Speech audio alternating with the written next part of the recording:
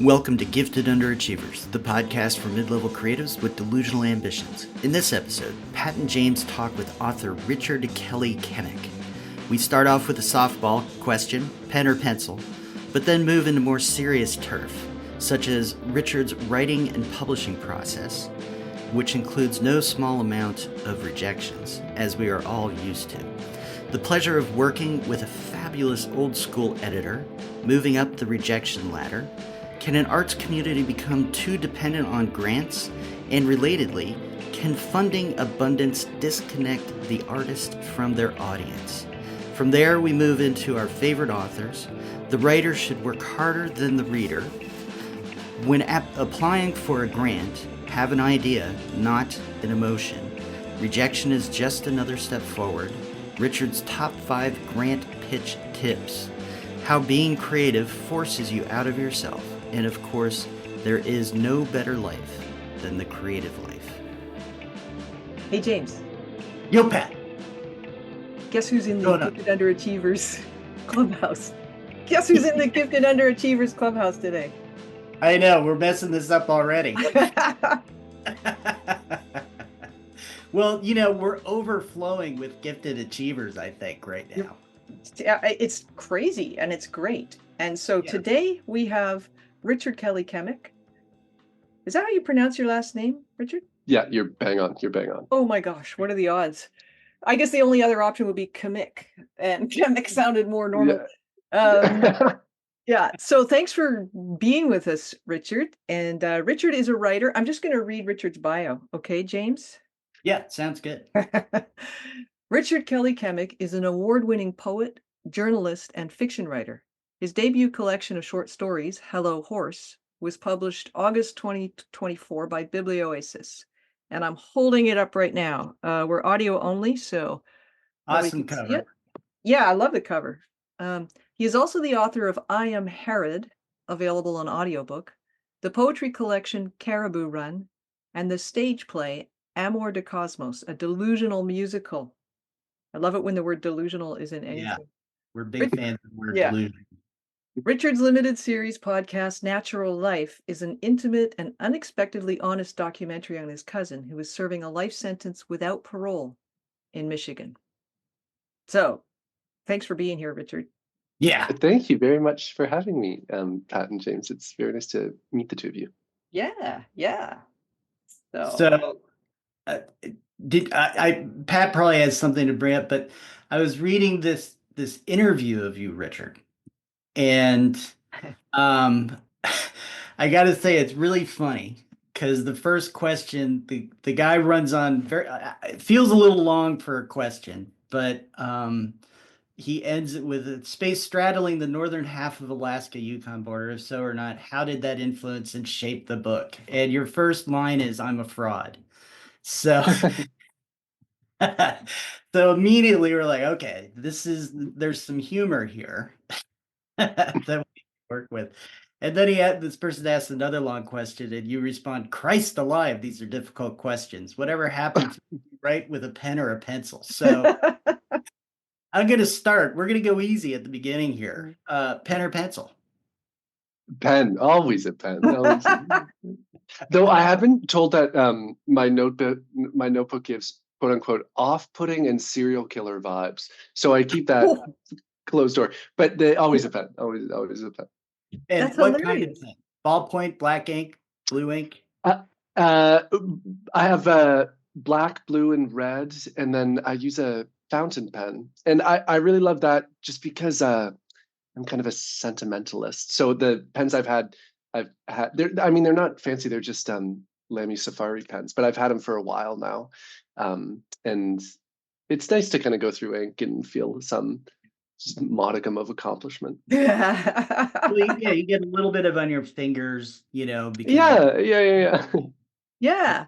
Well, and it's not just little black marks on a screen that disappear, and then you're like, where'd I put that thing? If you have serial killer vibe on your notebook, is it blood spattered? What's No, it's just I don't even know where it happened or how it came about, but I just have this thing about wasting paper. So the notebook is just like everything is covered, like all the margins, everything is written in. Oh yeah. And because it's with a fountain pen, it's often like these like really like theatrical flourishes that like go between lines. And anyways, I see what you mean. Yeah. I was about to say, we did have an interviewee who's a carcass specialist, so maybe we could interview two of you, but Look those, yeah. Well, and I'm getting this image. I think I don't know if it was Seven or Lucky Number Seven, one of those serial killer movies, and they go into the guy's apartment, and it's all like super big dark rooms, and then this notebook with teeny tiny printing all over every single page, and it's like, okay, now I know what whoever said that to you meant. yeah. In my defense, I feel like the content of the writing absolves me of any serial killer accusation because it's all just like little stories about Canada. So I feel like any judge would surely see it from my perspective. yeah, one would hope. One would hope. Despite the trail of dead bodies out the back. Well, yeah, that's awesome. It kind of reminds me of your book, which I don't know why I keep holding it up. It's like To Prove I Have It, which I thought, and by book I mean Hello Horse, the story collection that came out in 2024, which we'll link to. And I did find this kind of starkness to the tales, and not claustrophobic, but people were feeling trapped in their lives and unable to communicate in many of them. Just how my vibe, like that's how I perceived it as a reader.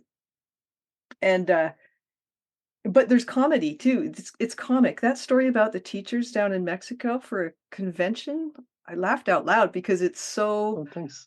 it's so much like conventions. I used to work in the conference industry, and yeah, some of Sure. the breakout rooms were empty. There'd be like one person in them, and the poor, it'd be like going to a reading at Chapters or Warehouse or something, and and your mom's the only one there. It's like, so I just found a really nice, rich kind of texture to all the stories. There is for sure darkness, but there's also this sense of people kind of uh counting on each other, even in can be very weird, strange ways, which feels a lot like life. And so, as a reader, I'm very happy with these stories. Can you talk a little bit about how you got it published? And because you mentioned earlier, before Sure. we started talking, that it was about a 10-year writing process. A lot of them were published first in Yeah.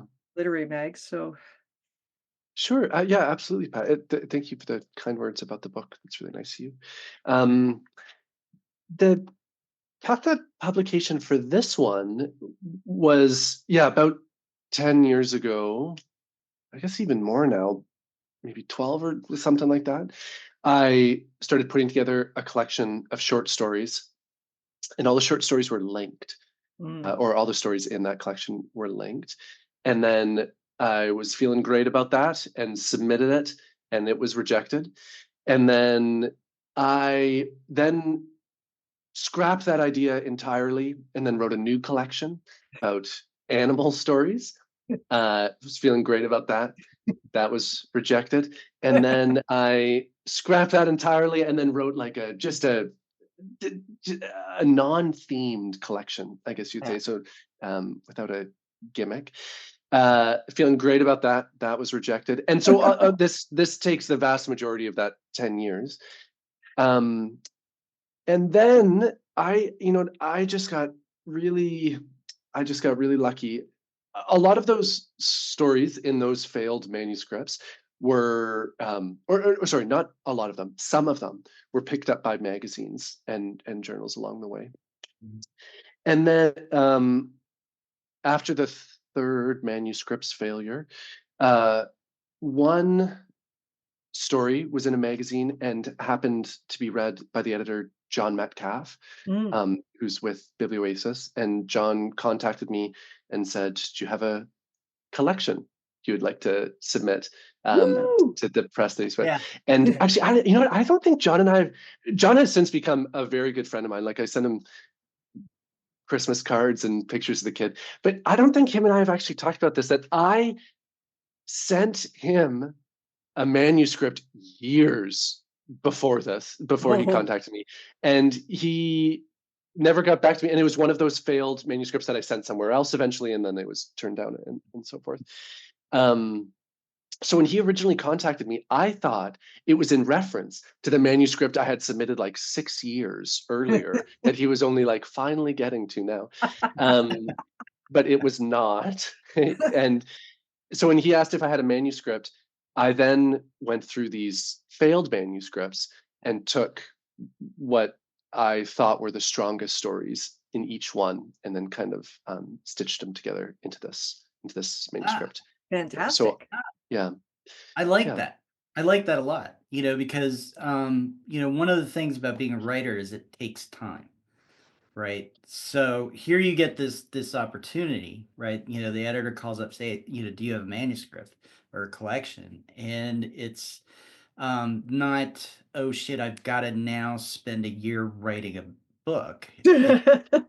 Yeah, as a matter of fact, I've got, this back catalog that has, some of it's been published in literary journals and that kind of stuff, and you feel good about it. And so let's see how we can package this. I mean, yeah. and did you just say here it is, or did he help you pick stories, or how did that play out?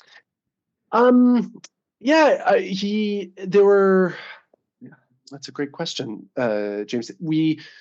Went we went back and forth on the edits of individual stories a bit. Also, John, I should say, is like, I don't want to say 1,000 years old, but he's got to be over 900 years old. And he doesn't use a computer. And so everything that we do is through the post, and then we'll talk on the phone.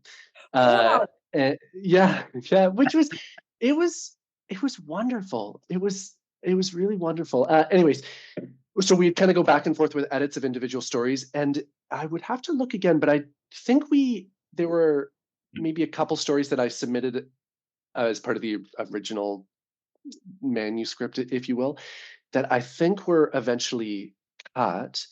Um, yeah. Oh, and then he also wanted me to write one more story. Mm.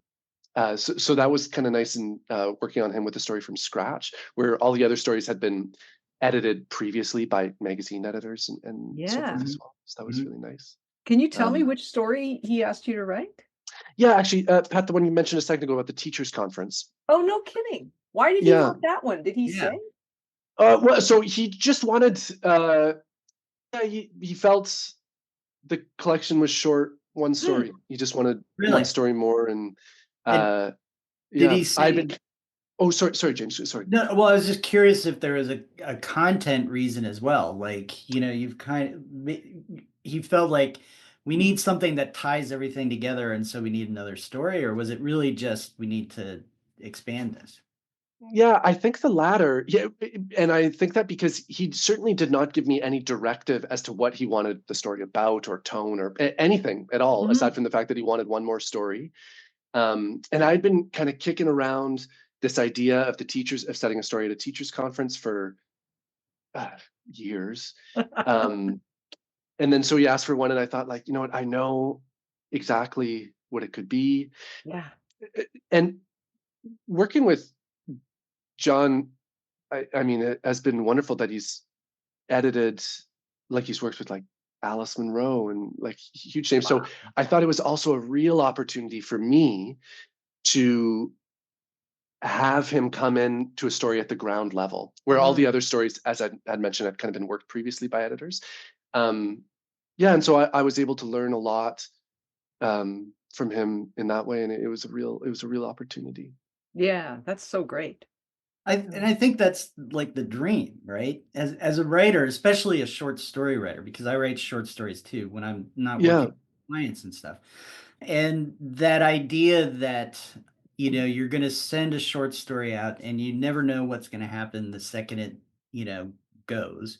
But, it gets published, somebody sees it, appreciates it, gets in touch and says, "Hey," and then you get to work with this person to kind of develop what you're doing and improve. And and you mentioned that he worked with you a lot on the editing. Do you feel like you became a better writer working with him and maybe? Yeah, absolutely, Jay. Without question or qualification, those earlier manuscripts that I mentioned a little while ago that were rejected, I should also say they deserved to be rejected. In hindsight, the editors of those publishers that turned them down were absolutely right. Yeah, and I feel like I've not come to that realization, but really, I don't know, accepted that in working with John, in kind of seeing a story through his eyes and what works and what doesn't. And he's also turned me on to a lot of writers to read, to help me as well. And so sometimes I hear of writers who kind of complain about working with an editor.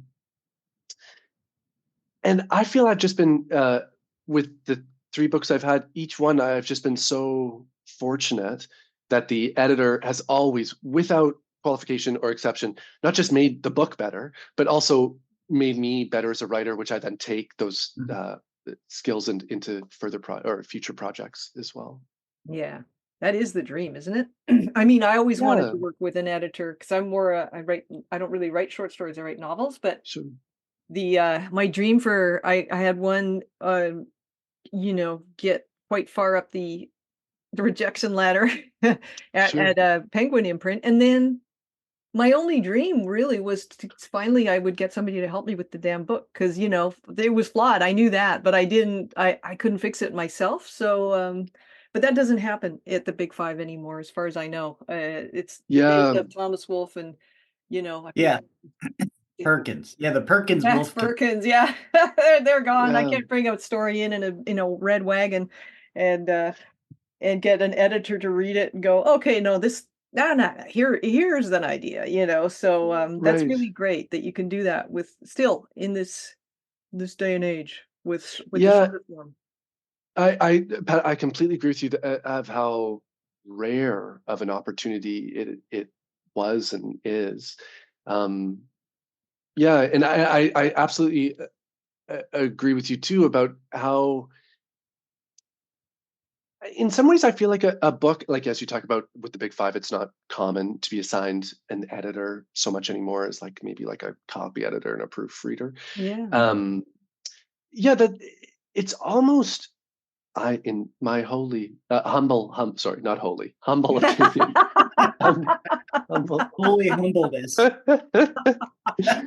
um, uh, um, I had a friend who's does public relations, and a few years ago, before I was doing interviews, she's like one of my best friends. I've known her forever, and she was giving me tips, and she said, "Richard, you should also know you come off as quite arrogant all the time." No way. So anyways, and now I know that she's going to hear me referring to my opinion as holy.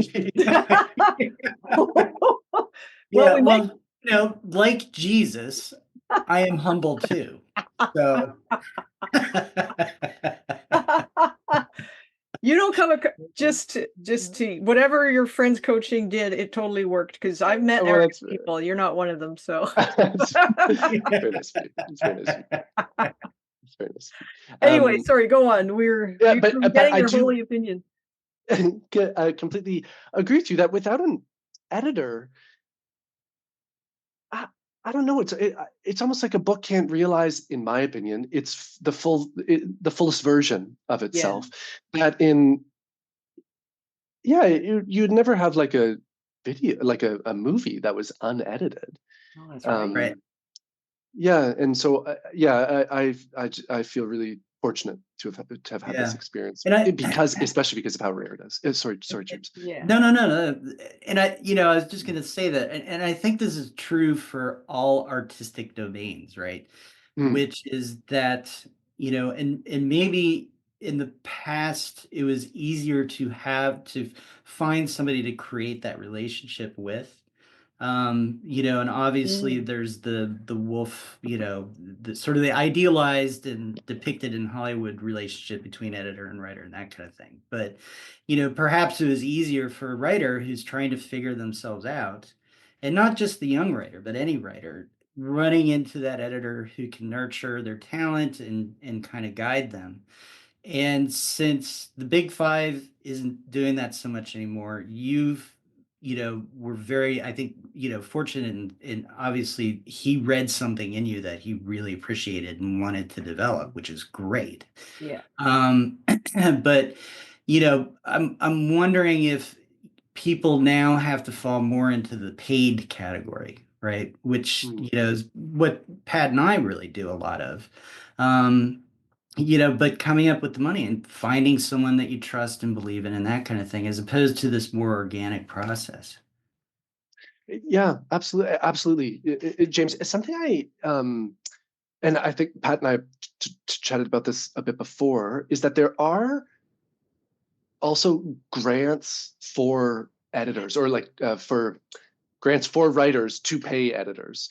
That I think I have no idea what's going on in the States, both grant wise or really in any way anymore. But with Canada, there's it's they're, I don't want to say common, but they're certainly available, grants for writers to not keep themselves, but just to pay an editor with. And I think this is in response largely to what you two have said about the dearth of editors in most publishing houses now. Yeah. Right. Yeah, it's a way of democratizing access to, refine your art. And it's probably, for artists and actors and, all kinds of people. And it's interesting that when I talk to Canadians or people in UK, Europe, they often will say, well, there's this program or the opportunity, or there's this way that we support each other that doesn't happen as much, or I haven't. And so it seems to really be a great way to develop some ideas. Like, what can we do better here in the U.S. in terms of nurturing art, nurturing writers, and that kind of thing? Yeah. But also now it's unlikely to happen in the US unless there's a pretty big change. Yeah, yeah, yeah. I mean, that's a whole A whole nother kettle of Sure. fish. other conversation. But I mean, the larger point in the U.S. we don't, everything seems to be more transactional. Hmm. And I don't know if that's necessarily completely true, but I love this process that you're talking about. And just as a creative person in general, to have that kind of person with experience and perspective, and to do that collaboration, sounds really great. Yeah. Sure.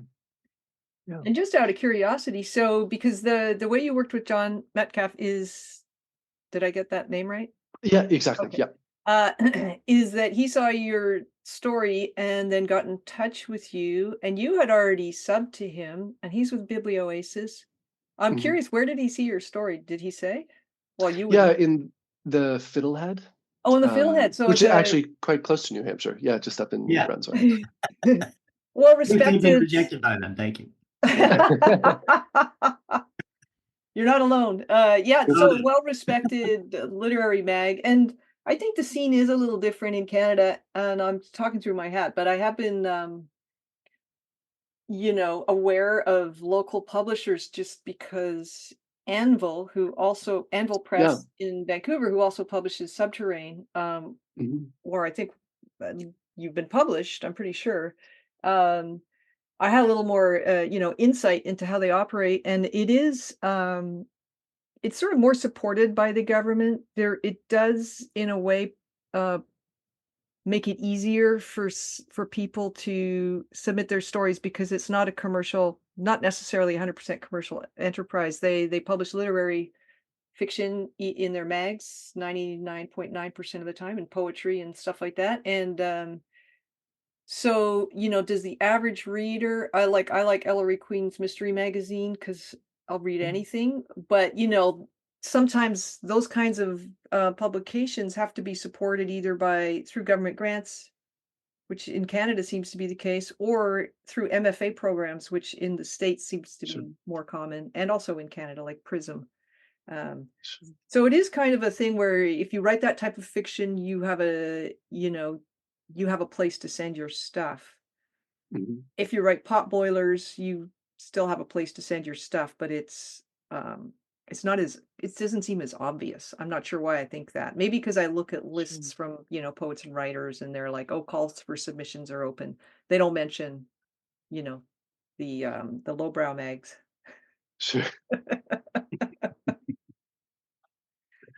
Sure. Yeah, I certainly see what you're saying. Sometimes I think, um, yeah, Pat, I'm under the same understanding that magazines like Subtrain, Fiddlehead, I can't think of a single one that wouldn't be not just supported by Canada Council, but heavily supported by Canada Council, and then oftentimes a university as well, which of course is supported by the federal government. Um, yeah, and then James, to your point a second ago about how different that is, how stark of a difference that is between Canada and the States, Mhm. and this access to funding. Don't get me wrong, I've benefited. I've been very fortunate in grants to support my life. Sometimes I do think that at some point when an arts community becomes too dependent on grants, such as the literary community in Canada, Mhm. it's it's hard not to see, or at least believe, in a decrease in quality because of it. Or rather, maybe not a decrease in quality, but an estrangement from the between the writer and the reader. Mhm. Because the reader, in kind of many ways, or at least some ways, is immaterial in a way when Yeah. you're Right. dependent on a grant instead of readers. And I think that might be why, or at least one of the reasons why, that America produces better writers on average and better magazines as well, I would say. But I don't know. I Sometimes don't I say this know. to my writer friends and it goes over very poorly. Yeah. I don't know. I mean, we treat people worse. So, Yeah. we've got more anger and angst and depression perhaps. I don't, it's hard to say. I don't know. I mean, I see the argument that you're making, which is that when you disconnect financing from an audience Yeah, and you disconnect the art from its audience, and so it kind of goes into its own little sphere and it almost goes into a bubble, right? And sure. and I've seen that like with music a lot, right? So Mhm. jazz came from a sort of an urban African American background where it was incredibly improvisational, experimental. It was about growth. It was about being in a room with other people, creating in the moment where the audience is part of the shared creative experience, right? And somewhere along the line, jazz got captured by academia and Sure. it's fossilized. A lot of it, not all of it. There's definitely exceptions, but it's kind of fossilized. Where you go to Berkeley College of Music, which is down in Boston, and they have huge, like you can spend your entire life in Berkeley just learning about jazz, pretty much. But where do you go to have that really energetic live jazz experience Mm. where you're part of creating the moment with the band instead of more of a conservatory type environment? And so yeah, how do we support artists without running into that kind of a problem? you know Sure. is maybe part of it. And so I don't know what the answer is. I wish there was more support in the US because I see a lot of Mm. writers who fall outside of sort of there's the literary journal box, right? And I see a lot of Yeah. writers fall outside of that who, a decade, 2 decade, well, probably more like 2, 3 decades ago, would have had a lot more success, I think, getting published, but now, probably really struggle because it's become more narrowed. Mhm. And I don't know what the answers are to that, but I really feel what you're saying about that though too. Sure. Yeah. Yeah. Poignant. On one hand, I always feel kind of disingenuous when I criticize a granting system that I'm actively beseeching at all times. Um, yeah, but I was recently a judge for a competition where I was reading short stories from many magazines, all Canadian. Um, and it Not in all of them, by no means, not in all of them. I would say in the majority of them, if not vast majority of them, there is what I would qualify as a hostility to the reader. That the idea that, and I think that hostility oftentimes comes up in making the reader do all the intellectual heavy lifting Yeah. Right. of not just assembling theme, but just like assembling plot or narrative or what is happening. And I feel like that hostility in many ways is a product of the granting system, that there's no, I don't want to say, accountability, but from the writer to the reader, but there's perhaps a lack of relationship. Hmm. Well put. And when we think about great writing, whatever like our favorite author, favorite book is, I would argue that it's always because the relationship between yourself and the writer, the written material, is so strong that that's what makes it your favorite book. For whatever reason that relationship develops, that's what makes it so good. Yeah, and when there is this hostility, or at the very least just ignoring of the reader, I do think it's a detriment to the final product. My own argument starts to fall apart, however, because I like Canada is so steeped in Canadian literature is so steeped in granting culture that it's impossible to get away from. Even even if you don't apply to Canada Council yourself, if you're ever published, you will still benefit from Canada Council because whomever is publishing you has that. Right. Um, I don't really have I'm in a kind of a closed system here where I'm saying that alternatives may be better, but I don't really have any firsthand Yeah. knowledge of those Yeah. alternatives. Hmm. Yeah. No, I know what you mean. It's very easy to criticize the fishbowl you're in, Exactly. right? Yes. To see where it's, not serving you. And I really appreciate this discussion about, bringing in the reader to Mhm. writing, right? And how there can be a hostility and where you have writers, good and bad, who say it's the reader's job to understand me. Mhm. Right. And there's a difference here. I want to make sure that we don't get into we need to write just for readers in terms of we need to bend the art to the reader and we need to understand the market and those kinds of things. No, we need to write from our creative selves. But at the same time, we do have to have in mind how are we serving the reader, right? And so Perfect. if we're Yeah. being obtusely um, you know, dark or what's the right word, difficult for the reader to extract pleasure, enjoyment, understanding, then they're not going to come to us. And then, like you said, all of a sudden these grants are the only way you're going to be able to make it. Yeah. Yeah. James, I absolutely agree with you. Yeah. Agree that by no means am I saying that an a writer shouldn't or shouldn't expect anything out of the reader. Like for example, my favorite writer, Shakespeare, uh, the one and only, is incredibly expects an incredible amount from the reader at all times. Sometimes smotheringly so.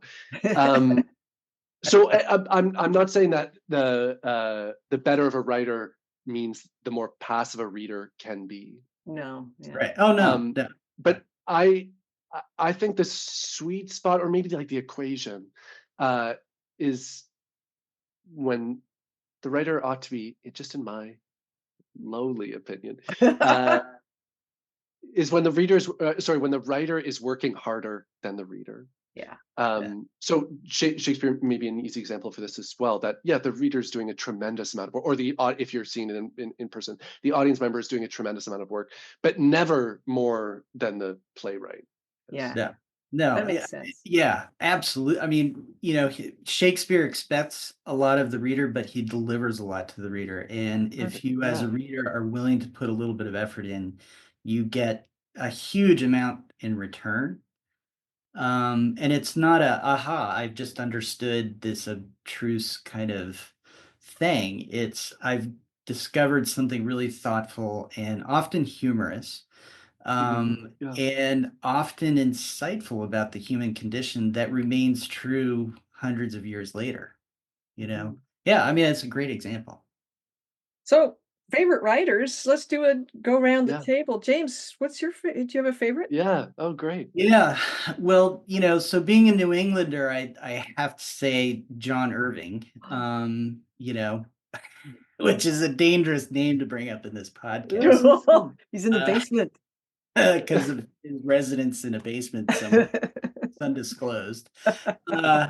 But no, he gets New England and celebrates New England for its warts and all, but he also does it in this very sort of stylized way that just I appreciate. In terms of as a short story writer, first and foremost, Grace Paley. She could say more with one sentence than many people can say with an entire story. In terms of just kind of voice and what I like to write about, and this is going to sound so cheesy and cliche, but I really like not all of Updike, but like the book Couples, I think is really, really well done. And then there's some short stories by John Cheever. I think one of them is My Brother, which is I don't know, there's something about it that really kind of speaks to me, and it's not all Cheever, not all Updike, but Well, there's you're this. kinda you're spilling over here because I asked you for one name. I know. Well, I know. Well, there is no one name, right? I know, I know. It's really hard. Yeah, it's really, really hard. Yeah, So I shouldn't yeah. have gone first. No, no, no, no, it's okay, I was just pulling your leg. It's, yeah, Cheever. Interesting that your Ha- names are all, Grace Paley, I don't know if she's alive. Cheever's dead. Yeah, they're all gone. Yeah. So, you know, Updike. Yeah. yeah. I mean, so a living writer whose name, Ben Shattuck, who we've Oh my discussed god, Ben previously. Shattuck. Yeah, I haven't Uh, read that book, but it Another sounds really short good. story writer. Right. Really, really liked his stuff. Just discovered him probably about a month ago. Very, Yeah, very. Mm. yeah, and now you're gonna stalk him as soon as you get around to Yep. It's I can get off my lazy ass. it. How You slacker. about you, Pat? Who's your number? Well, you might know this. It's Olga. I still don't know how to say her last name. Olga Mm. Tokarczuk Oh, Tokarczuk, yeah. and, she's Polish, and there's this book it's literary mystery, Drive Your Plow Over the Bones of the Dead, but it's so much, it's a lot richer than that. I just reread the first 5 pages and marked them up. I gave it to my little brother when he was here visiting from New Zealand, and he took it away on the plane, but for some reason, I had already scanned those pages and was just like, "How did she do Mm. this? How did she make me care so much about this very bizarre," kind of like, strange character, Mm. just getting out of bed, like, that's page 1, and I was riveted. You couldn't have dragged that book out of my hands for $1,000,000. So, she's my that book, it hooked me deep. There's some books that just hook you, I don't know Yeah. why, and that was one of them. And then as far as other types of writing go, I'm a bit of a slut, I just don't care who wrote it. What they look like, where I met them. I don't care. I'm a compulsive reader, so I've got probably 30 books out of the library at any given time, and You're out trolling the back of the I'm library, kind of who's looking. new? Who's new in here? Yeah, yeah. I'm looking romance. I'm looking I fantasy. I'm looking. Romance, I can't do it. I already know how it's gonna end, if it doesn't have a happily ever after, it's not romance. So, Weirdly, the same could be said of mystery, but for some reason, I know they're going to solve it, but I don't care. I still find those interesting. But yeah, there's I do love genre writing. I'm a real sucker for a good story, regardless of who wrote it or where it was published or anything like that. But yeah, do I have favorites? I mean, it's hard. I've been reading a ton of nonfiction, and I've been reading a lot about Mm, not just Frankenstein and but sort of outsider women who write, and also the science in the early 1800s, because I love the science shit. And they used to use electricity in gynecology. Like, you would not believe what they did with electricity when they first found out about it. And so I just find it all. I'm reading a ton of nonfiction right now, and it's like reading fiction in a way. I don't understand why I don't feel like it's any more work than fiction. So that didn't really answer the question. I went on at great lengths without an answer, except Olga. Richard, how about you? So Shakespeare would be your top. Who's two, three? yeah, and then maybe Alice Munro would be in there, or Alice Munro would certainly be in there. And then maybe to round out the podium, I might. Yeah, I guess. I mean, he's so similar to Alice Munro. It kind of feels like a cheat, but maybe Chekhov might be in there. That doesn't Yeah. feel cheap. No, that's true. Forgot about Chekhov. Yeah, there's so many Yeah, good writers, I know. And as you were talking, I was thinking about there's two books that I tend to keep around so I can give them away because I like them so much. Yeah. And one is The Orchard by Adele Crockett, which it was her daughter who found her diary and published it. And it's one of the most beautiful books I've ever read. And then the other is Crossing to Safety by Wallace Stegner. And I keep them around for no other reason because I know I'm going to have a conversation with somebody about books and I can give those two away. Sure. Yeah. Yeah. How generous of you. Yeah. Well, benign. like Jesus. Just like Jesus. He was handing out paperbacks all over the I buy place. books for other people's sins. Get him out of purgatory. Give him that Wallace Stegner book. Yeah. But only if they read it. If they just say, "Oh, thanks so much, I'm going to read that for sure," and then they Yeah. It's been it's rare. I tend to, because of the conversation, people get interested, and so it's rare for people not to read the book. But I went on a first date with somebody, and we met at a bookstore. And our premise was we would buy each other a book and, say, I want you to read this. And then we, read it. We learned something about each other. And the thing that we learned is we didn't want to date each other. So That's good. Do you remember what book you got them and what book they got you? probably The Orchard. Yeah, and then do you remember what book you That's got? like I can't remember. That's why you're not dating. Yeah, this is a long time. Well, yeah. Well, you're married, but other than that, yeah. Yeah. Wouldn't it be cool? This would make a good story if I hate it when people say that to me because I'm like, well, you write it then if it's so good. I'm not suggesting either of you write this. But it'd be funny if you got up to the cash and you both had bought each other the same book. Yeah. Yeah. Well, there you go. I mean, that's your meet cute, right? That's a meet cute romantic comedy. So. And then it needs to get really dark. And then there's no HEA, happily and ever they after. both got each other Game of Thrones. And... That's a book? I'm kidding. It's funny.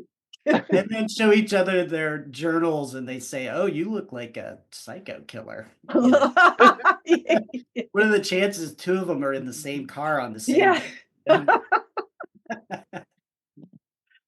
Oh, all right. Well, Richard, I wanted to ask about, we've got the grant experiment that Pat and I are working on. And so obviously you have some insights into grants as we've hashed. And just, we're trying to figure it out.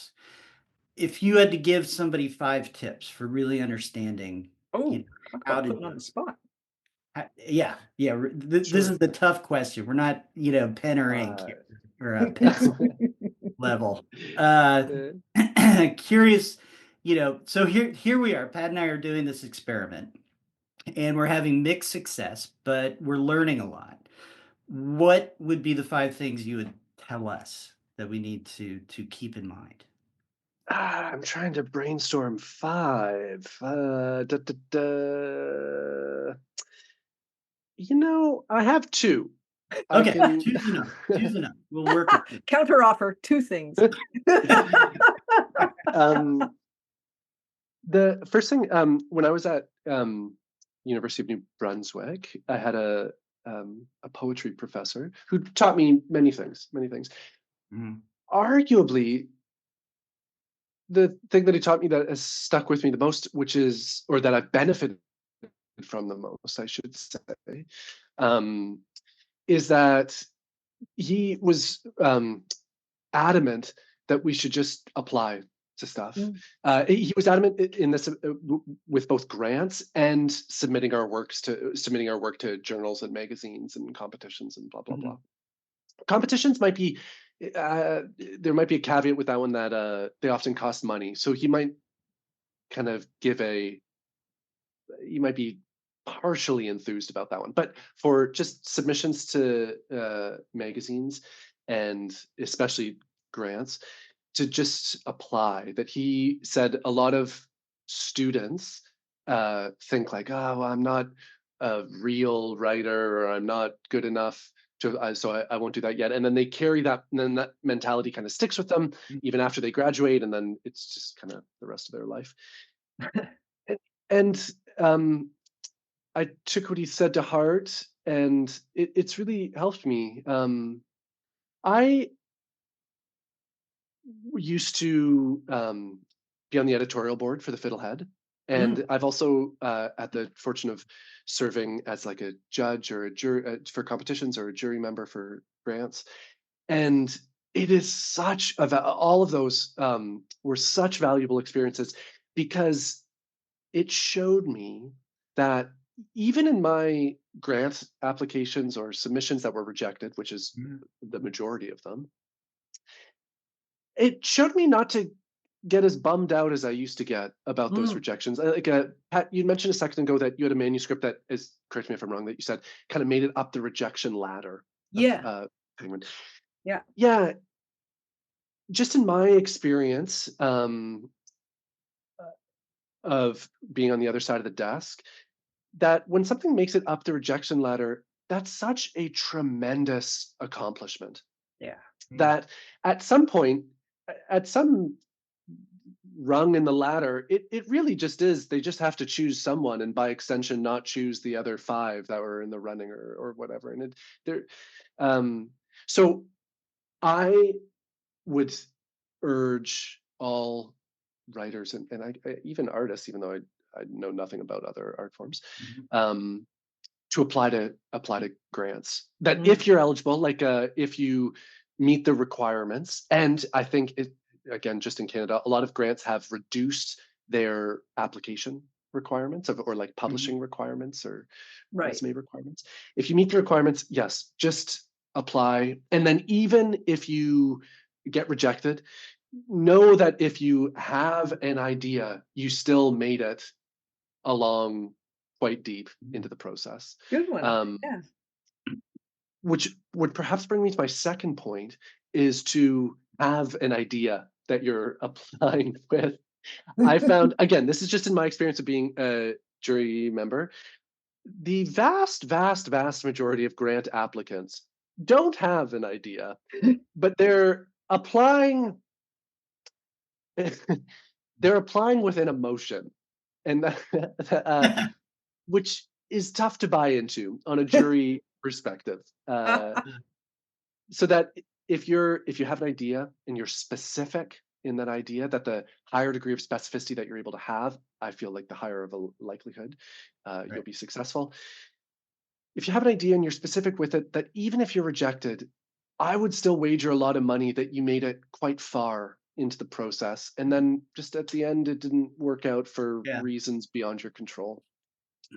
But those would be my biggest two for sure, just to apply and apply with an idea, and know that you took a crack at it. And then maybe if you're rejected, don't. I feel like I beat myself up a lot with rejections, as I know many writers do, but just to try and, that's a weakness of mine, that I let rejections get to me. That if you're able to move on from it and apply again, the better things will go. Yeah. I just saw this thing. There's a woman on Substack, Danielle Corbett, who publishes a newsletter called Grants for Creators once a month. Yeah. She'll send out like 100 different grant opportunities. It's for Mm. podcasters, artists, like not just writers. And she just did a little live thing on how she just got turned down for $100,000 grant. I mean, it was a big Sure. fish. She took a week off work to work on the application, and one of her lessons learned, very similar to that, is yeah, you have to be very specific, and the other part is when you get turned down, which is more likely than not, you can see it as sort of just another step forward. Sure. It is a step forward, because a lot of the time the grant applications force you to articulate things you hadn't really worked on, and that's been really helpful for me. Even that research grant I emailed you about initially, it gave me a whole new framework for this novel I'm starting, and I was like, holy shit, it's going to be a lot better now. Yeah. Yeah. Pat, that's a fantastic point. And I remember thinking the same thing in applying for grants in the past as well, that yeah, you can take it as absolutely as part of the process in and of itself. Like, for example, those applications that I mentioned a second ago about that they're applying with an emotion, not Yeah. not a specific project. I would also say that's true when I've worked with magazines and going through slush piles of submissions. That most short stories or poems aren't really about anything at all, but the writer kind of has this thought, and they're just kind of letting it roll onto the page, and then fucking shoving it onto someone else. Yeah, but the grant process, in many ways, if you're taking an earnest crack at it, forces you to articulate your ideas. That I think helps concretize the project. Exactly as you said. Yeah. And Yeah. so as you've gone along, you've applied for more grants. Do you kind of have a library of materials where you can, there's this grant, I'm going to apply for it. I need to write, my summary. I need to do. And you can go to your sort of library that you've created from all these past applications and be able to draw on that and develop, deeper ideas, or even repurpose older material? Yeah, kind of. Yeah, I certainly see where you're coming from, James. Kind of that. There's because not always, or okay, okay, with Canada Council, for example, each time I apply, not always, but each time it's kind of with a different project. And then the only times that I repeat applications with the same project is when that grant was originally declined. Um, and then, but it's certainly a similar skeleton, like regardless of projects. However, just because a grant is successful doesn't necessarily mean that that template that I used, or like that method of articulation, doesn't necessarily mean that that was the best one or better than ones that have been declined. It is a lot. It is really subjective on the jury. For example, I think I can say this, that I am judging for a competition right now, and the story that I think by far was the best one, like not even close of a competition. That story, it hasn't been announced yet, and I'm not entirely, but it's not going to win. Yeah, the other judges weren't enthused, and so it would be a great error. Oh, a shattering error I think if that writer were then to take this rejection of this story as like, oh, I should change my story. Oh, my heart breaks at the thought. Yeah. Um, so just because a grant is declined, I definitely take it as feedback, as like keeping an open mind of things that I can change. But I try not to let it be a reverberating judgment to the grant application and to the project itself. Just because a grant is declined doesn't. I try not to let me think like I should just turf this project Right. as a whole. Yeah. That being said, if I may, maybe I have one other thing to add to my list of 5 that I'm slowly building towards. You're Every aggravating. grant that I write includes a sentence that was told to me by a professor, and I think it's a good sentence that I encourage everyone to include in their own. It's a sentence that starts, "There's an urgency to this project because," and then you just fill in whatever bullshit you want after. Oh, I love that.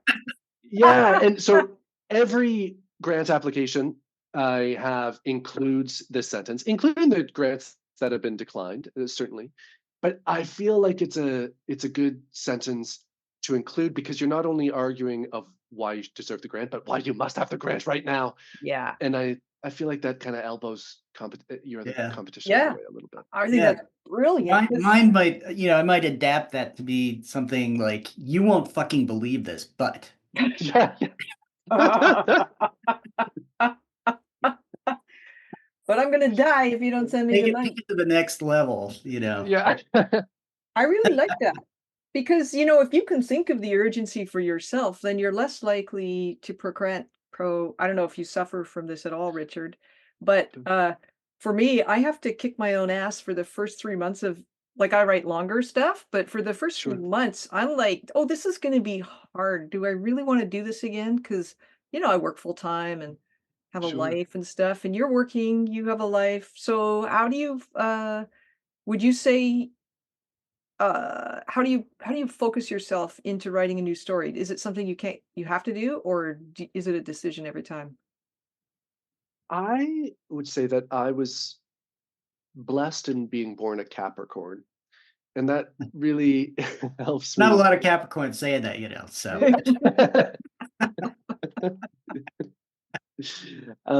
That really helps me overcome procrastination. Yeah. Um, I yeah, Pat, I wrestle with this a lot. There are times when I feel a lot of guilt about being a writer, Mm. in that it's just such a great fucking life. It's the best. Sometimes I'm walking the dog and I walk past people and think like they don't even know how much better my life is than theirs, and they're just going about their shitty little day. Um, and I I remember when I got my first grant, which was it was an Alberta Foundation grant, um, and it was so wonderful. Not just because of the money was great, but it's so affirming in a Yeah. way that's really. And I still feel that affirmation anytime I get a grant. Like I'm very thankful for the money, but then it's a real boost to the ego. I Yeah. feel as well. The first time I got a grant, my brother, who's just a year older than me, was working in a mine in northern BC. Oh, wow. And I was so enthused about the grant and so proud of the grant. Absolutely. I also felt a lot of guilt that I knew like part of his paycheck was being skimmed off to go into my shitty little poetry grant. Um, and that kind of stuck with me. So I often feel a lot of guilt about being a writer because of grants, and I feel like that guilt.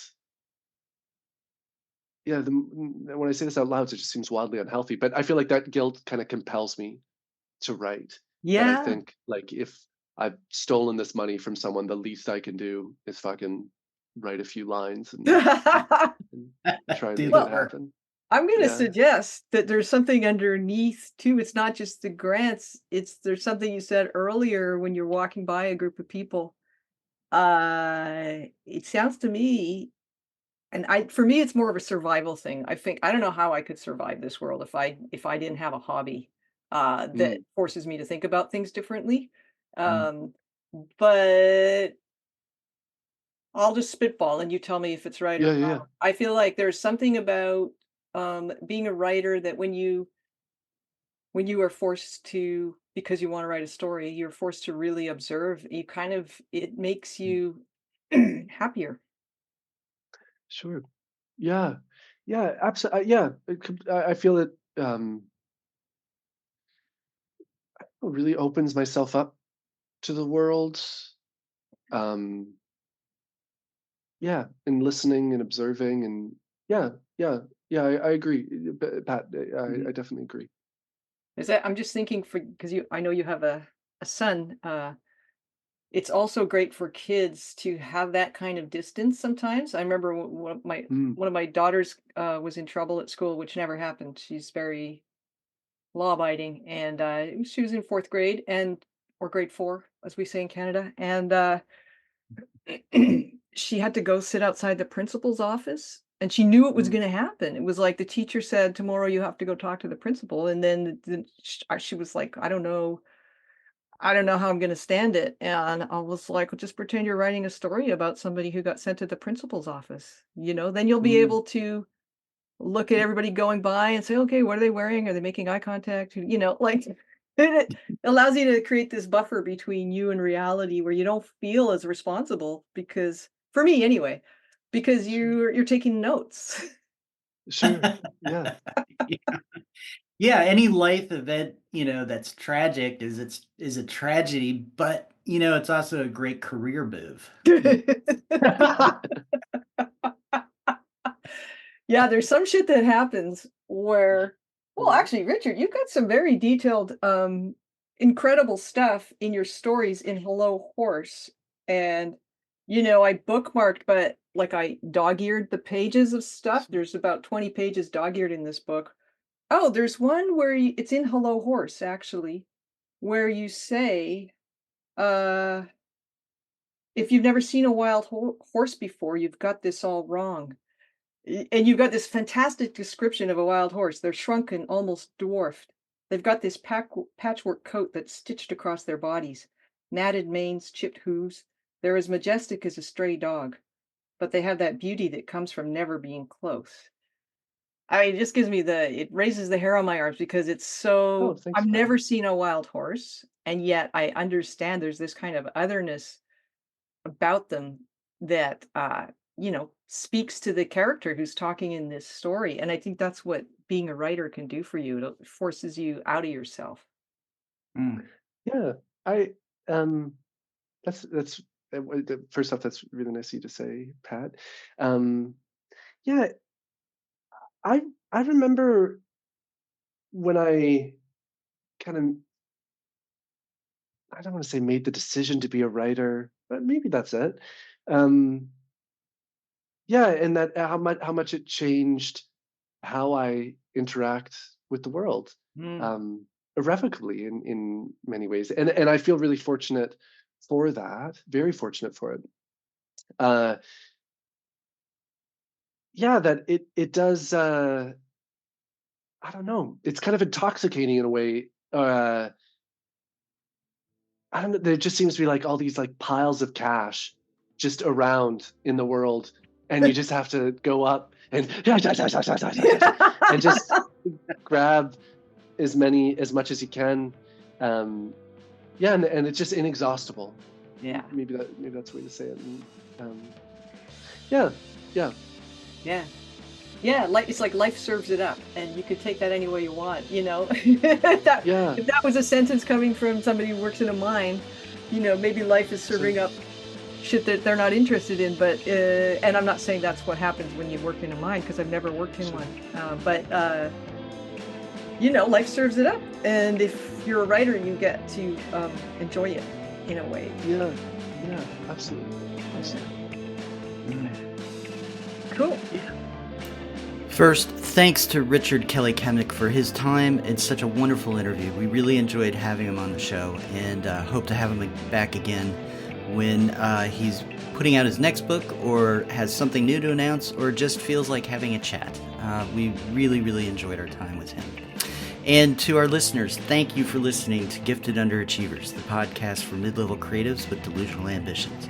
We'd love to hear how we're doing, so please leave a comment, join our chat page, or send us an email at giftedunderachievers@substack.com. We're available on Spotify, iTunes, and anywhere else you like to get your podcasts. Thank you, and have an awesome, awesome day.